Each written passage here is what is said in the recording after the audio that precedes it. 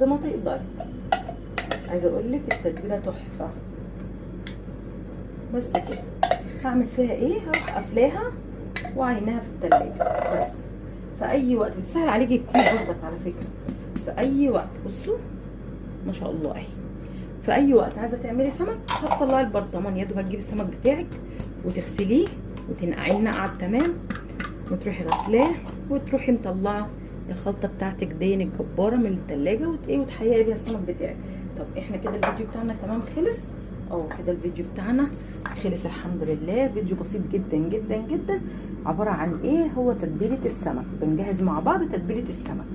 تمام يا قمرات، تمام يا احلى واجمل اخوات في الدنيا. لو وصلتي بقى لغايه هنا واكبري بخاطر اختك بالدعوه الحلوه واللايك الجميل واشتركي في القناه لو اول مره بتشوفيني.